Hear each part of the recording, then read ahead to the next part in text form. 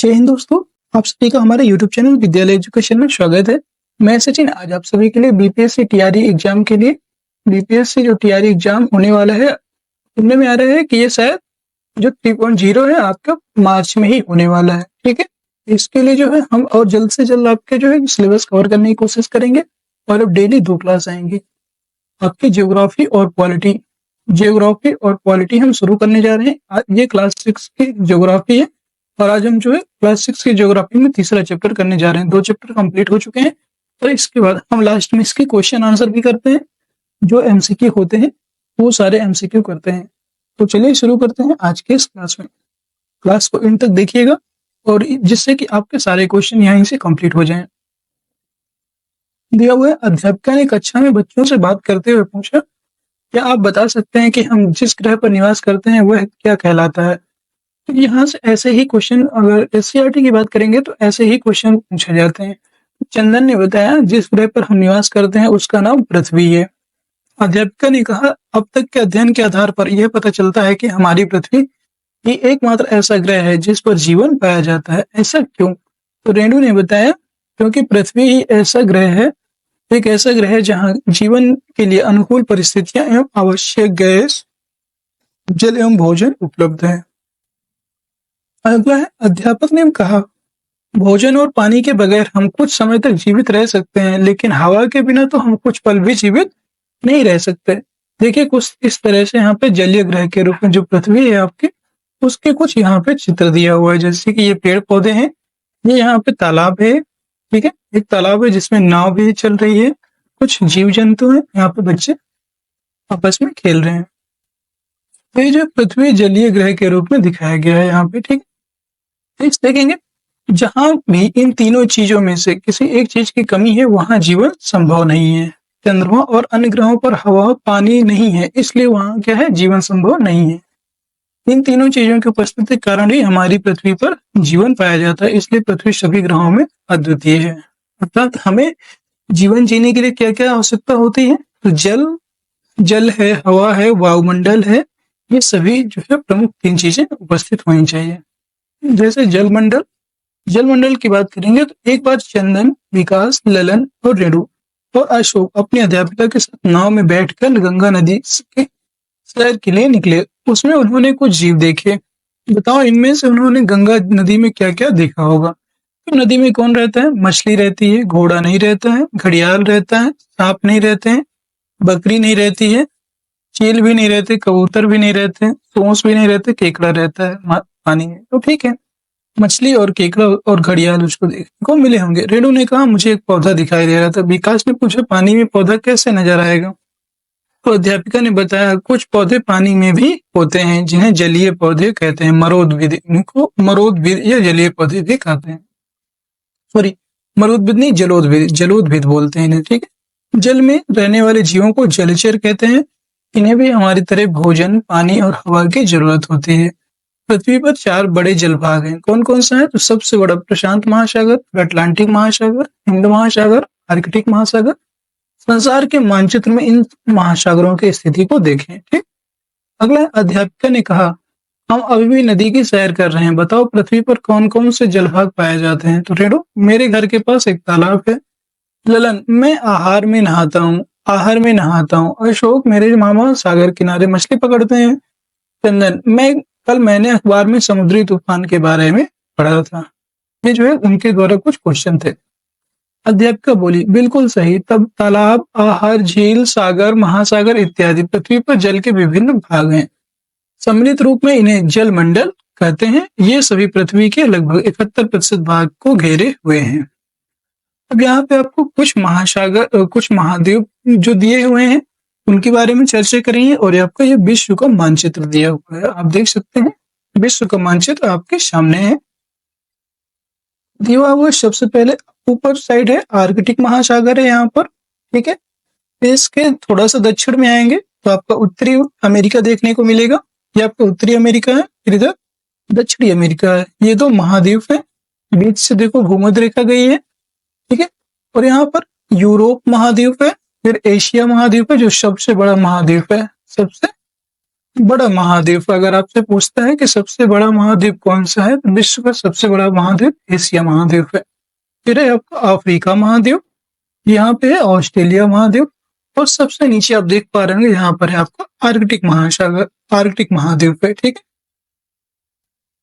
तो आपको नहीं दिख पा रहा होगा, ऐसे थोड़ा सा ऊपर करते हैं, हाँ अब दिख रहा होगा, यहाँ पे आर्कटिक महाद्वीप है। ठीक, ये आपके जो है 7 महाद्वीप थे। नेक्स्ट आपका जो है ये विश्व महाद्वीप एवं महासागर का मैप था। ठीक है, यहाँ पे महासागर भी आपको बता देते हैं। उत्तरी प्रशांत महासागर है, दक्षिणी प्रशांत महासागर है, फिर उत्तरी अटलांटिक महासागर और दक्षिणी अटलांटिक महासागर, हिंद महासागर, उत्तरी प्रशांत महासागर है और भूमध्य रेखा है यहाँ पर। ठीक है, नेक्स्ट है आपका वर्ष 1984 में जब राकेश शर्मा अंतरिक्ष की यात्रा पर थे, तब उस समय भारत के तत्कालीन प्रधानमंत्री इंदिरा गांधी ने उनसे फोन पर पूछा कि आपको अंतरिक्ष से पृथ्वी कैसे दिखाई दे रही है। तब राकेश शर्मा ने कहा, नीली। वास्तव में अंतरिक्ष से देखने पर हमारी पृथ्वी का रंग नीला दिखता है, इसलिए पृथ्वी को नीला ग्रह भी कहते हैं। याद रखिए, पृथ्वी कैसा ग्रह है आपको, पृथ्वी जो है आपका नीला ग्रह है। ठीक है, नेक्स्ट आपका नाव घाट से एरोनॉटिक्स क्लब तक की पदयात्रा। यहाँ से अध्यापिका 5 बच्चों को पैदल ही एरोनॉटिक्स क्लब, वह स्थान जहाँ से गुब्बारा, हवाई जहाज, हेलीकॉप्टर की उड़ान संचालित होती है, वहां पर ले गई।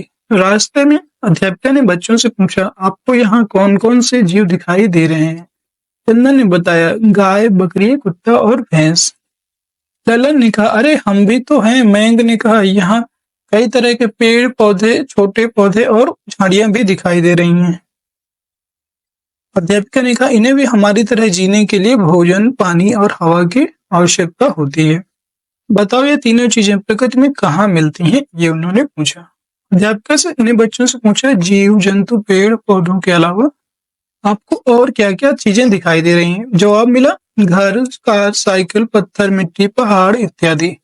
अध्यापिका ने बताया, पृथ्वी का वह ऊपरी ठोस भाग जिसमें मिट्टी, कंकड़, पत्थर, पहाड़, मैदान, पठार इत्यादि सम्मिलित हैं, वह आपका स्थल मंडल कहलाता है। ठीक है, पृथ्वी का जो ऊपरी भाग होता है उसे हम स्थल मंडल कहते हैं। इस स्थल मंडल पर ही हम अपने घर बनाते हैं, खेती बाड़ी करते हैं और विभिन्न प्रकार के क्रियाकलाप भी करते हैं। तो यहाँ पे आप देख रहे हैं स्थल संधि का एक उदाहरण दिया हुआ है यहाँ पर, जैसे कि प्रशांत महासागर है और अटलांटिक महासागर है। नॉर्थ में आपको उत्तरी अमेरिका है और साउथ में थोड़ा देखेंगे तो दक्षिण अमेरिका। ये जो है 2 महाद्वीप है, उनके अगल बगल में जो है पश्चिम और पूर्व में आपका दिया हुआ है।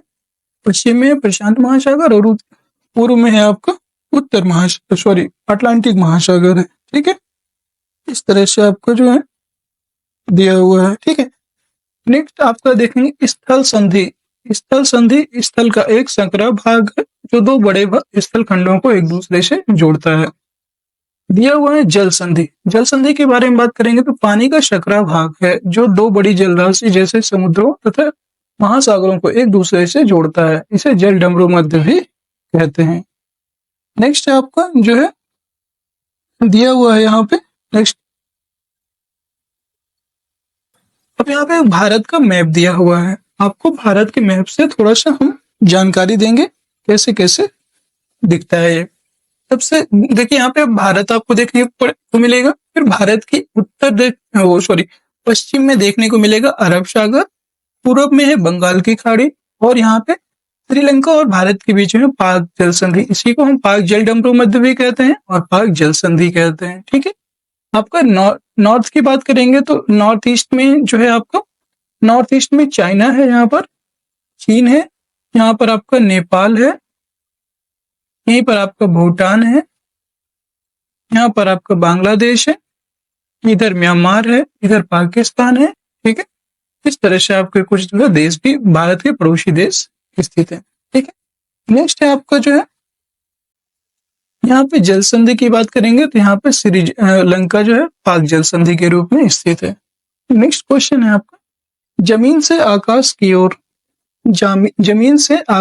ओर दिया हुआ एरोनॉटिक्स क्लब में पहुंचकर सभी बच्चे बहुत उत्साहित थे। एक बड़े गुब्बारे के साथ लगी टोकरी में बैठकर वे आकाश की ओर उड़ने लगे। चंदन बोला, अरे पेड़ हमसे कितने नीचे रह गए। ललन बोला, देखो पक्षी हमारे कितने नजदीक उड़ रहे हैं। रेणु बोली, वह देखो बगुलों का झुंड। अध्यापिका ने बताया, हवा में उड़ने वाले पक्षी नभचर कहलाते हैं। इन्हें भी हमारी तरह भोजन, पानी और हवा की जरूरत होती है। ये तीनों चीजें इन्हें कहाँ से मिलती हैं? अध्यापिका बोली, यहाँ इन पक्षियों के अलावा और भी बहुत सी चीजें हैं, कुछ दृश्य और कुछ अदृश्य। रेणु ने कहा, वह रहा बादल। अध्यापिका ने कहा, ललन जोर से सांस लो और बताओ, सांस के साथ तुमने क्या लिया? तो बच्चों ने एक साथ कहा, हवा।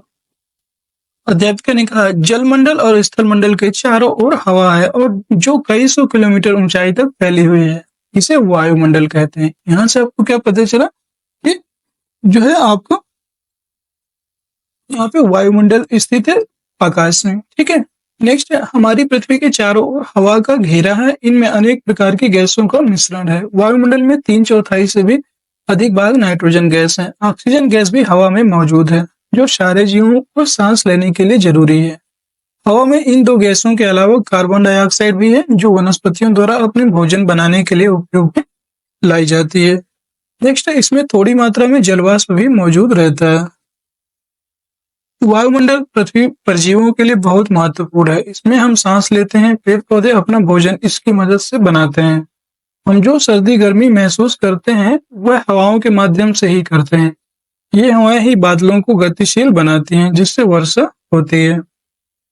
यहाँ पे आप देख पा रहे हैं जैसे कि बहिर्मंडल है सबसे ऊपर, फिर यहाँ पे कृत्रिम उपग्रह जो हम सैटेलाइट वगैरह लगाते हैं, वो कृत्रिम उपग्रह में जाकर के ही स्थिर हो जाते हैं, ठीक है। वायुमंडल में विभिन्न परतें होती हैं जो अलग अलग ऊंचाई पर पाई जाती हैं, जैसे कि पृथ्वी के ऊपर इनका नाम है। सबसे नीचे देखते हैं, सबसे पहली होती है क्षोभ मंडल, फिर समताप मंडल, मध्य मंडल, आयन मंडल और बहिर्मंडल। यहाँ पे सबसे नीचे है क्षोभ मंडल, जहाँ पे जो है जेटयान वगैरह उड़ते हैं, ठीक है। फिर आपका आता है समताप मंडल, फिर मध्य मंडल जहाँ पर उल्का पिंड वगैरह देखने को मिलते हैं, फिर उष्ण मंडल है, इसी को हम आयन मंडल कहते हैं। और ये आपका बहिर्मंडल जो है आपका, इसमें जो है कृत्रिम उपग्रह जो है आपके उड़ाए जाते हैं। नेक्स्ट प्रश्न है, आप नेक्स्ट देखेंगे आप, दिए गए चित्र में वायुमंडल की परतों को पहचानें और उनकी ऊंचाई का पता करें। यह भी देखें कि विभिन्न परतों में क्या क्या गतिविधियां हो रही हैं। सामान्य रेडियो और एफएम रेडियो की तरंगों को वायुमंडल के किन हिस्सों से गुजरना होता है? तो ये आपका जो है अभी आपको पता चलेगा बहिर्मंडल से आती है, ठीक है। जहाँ पर कृत्रिम बहिर्मंडल में से आती है, जहां पर कृत्रिम उपग्रह लगा हुआ है, ठीक। नेक्स्ट, आपको बच्चों को घूमने में बड़ा मजा आया। भ्रमण के पश्चात सभी कक्षा में पहुंचे। बातचीत से यह निष्कर्ष निकला कि सभी मंडल में जीवों को जीने के लिए भोजन, पानी और हवा की आवश्यकता होती है। अध्यापिका ने बच्चों से पूछा, सभी मंडल के जीवों को हवा किस मंडल से मिलती है? तो रेणु ने कहा, वायुमंडल से। विकास ने प्रश्न किया, तो मछली को हवा कहाँ से मिलती है? अध्यापिका ने कहा, पानी में हवा घुलनशील अवस्था में रहती है, जिसका जलचर उपयोग करते हैं। यह हवा भी वायुमंडल का ही हिस्सा होती है, ठीक। नेक्स्ट, आपका अध्यापिका ने फिर से पूछा, अच्छा बताओ, भोजन जीवों को किस मंडल से मिलता है? ललन, मैं समझ गया, भोजन पेड़ पौधों से मिलता है और पेड़ पौधे जमीन पर उगते हैं, जो स्थल मंडल का भाग है। अशोक, परंतु जलीय पौधे क्या जमीन पर उगते हैं? अध्यापिका, जलीय पौधों की जड़ें या तो पानी में डूबी हुई भूमि से या फिर वे जल में उबलाती हुई रहती हैं और यह जल में घुली हुई मिट्टी का या पोषक तत्वों का उपयोग करते हैं। लैलन कहता, अब हम समझ गए कि सभी जीवों की आवश्यकताएं भोजन, पानी और हवा हैं। ये तीनों चीजें स्थलमंडल, जलमंडल और वायुमंडल से मिलती हैं। अध्यापिका, हाँ, हमारी पृथ्वी पर जहाँ तीनों मंडल उपस्थित होते हैं वहीं जीवन पनपता है। यह जगह सीमित है, इसे जैवमंडल कहते हैं। उन्होंने चित्र दिखाया और कहा, इस चित्र के माध्यम से हम जैव मंडल को अच्छी तरह से समझ सकते हैं। तो दोस्तों, ये पूरा लेसन आपका जब खत्म होगा तो आपको देखेंगे कि आपको बहुत सारे क्वेश्चन ऐसे ही माइंड में याद हो गए हैं, इसलिए भी आपको लेसन पढ़ने का बहुत ज्यादा बेनिफिट होगा।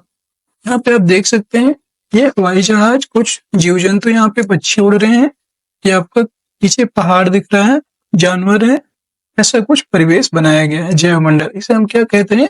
ये आपका जैवमंडल है, ठीक।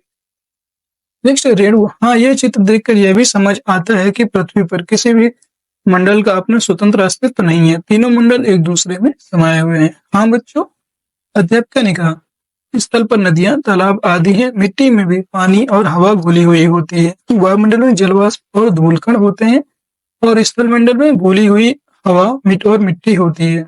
इस तरह तीनों मंडल एक दूसरे में समाये हुए हैं। यह कहते हुए अध्यापिका ने कहा, चलो हम जलमंडल, स्थलमंडल एवं वायुमंडल का चित्र अपनी कॉपियों पर बनाते हैं।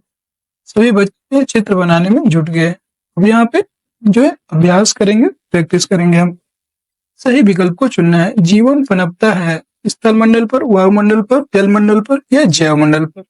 यहाँ पे जो है जीवन कहाँ पनपता है, तो जीवन आपका जो है जैव मंडल पर पनपता है, तो हम ये आंसर लगाएंगे जैव मंडल। ठीक है, जैव मंडल के अंतर्गत स्थल मंडल, वायुमंडल और जलमंडल तीनों आ जाएंगे। ठीक है, नेक्स्ट, अंतरिक्ष में जाने वाले पहले भारतीय थे अशोक शर्मा, रमेश वर्मा, रवीश मल्होत्रा या राकेश शर्मा। तभी बताया था राकेश शर्मा। जल डमरू मध्य जोड़ता है दो बड़े भूस्थलों को, दो बड़े जल भागों को या दो झीलों को या दो नदियों को। जल डमरू मध्य जो है दो बड़े भूस्थलों को जोड़ता है। ये ऑप्शन इसका का सही हो जाएगा। अगला समताप मंडल होता है जल मंडल में, स्थल मंडल में, वायुमंडल में या जैव मंडल में। तो समताप मंडल आपका वायुमंडल में होता है। ये का ऑप्शन हो जाएगा। अब खाली जगहों को भरना है। स्थल का एक संकरा भाग जो दो बड़े स्थलीय भागों को जोड़ता है, तो वो क्या कहलाता है? स्थल है जैसे, और दो बड़े स्थलीय भागों को अगर जोड़ेगा वो जो है जल संधि होता है। ठीक है, उसी को जल डमरू मध्य कहते हैं। इसको हम जल डमरू मध्य कहते हैं, याद रखिएगा। नेक्स्ट, पानी का संकरा भाग जो दो बड़ी जल राशियों को एक दूसरे से जोड़ता है, तो दो बड़ी जल राशियों को तो उसे जल संधि बोलते हैं। चंद्रमा पर हवा और पानी नहीं होने से वहां जीवन संभव नहीं है, वहां जीवन संभव नहीं है। ठीक है, इस तरह से आपके कुछ क्वेश्चन हो गए और आपके लिए कुछ इस पर क्वेश्चन दिए हुए हैं, आप इन्हें चाहें तो अपने से कर सकते हैं। ठीक है, आप जिसको भी पीडीएफ चाहिए हो तो टेलीग्राम का चैनल का लिंक दिया हुआ है, वहां से आप कमेंट कर सकते हैं, आपको पीडीएफ मिल जाएगी। मिलते हैं नेक्स्ट वीडियो में, तब तक के लिए जय हिंद, जय भारत।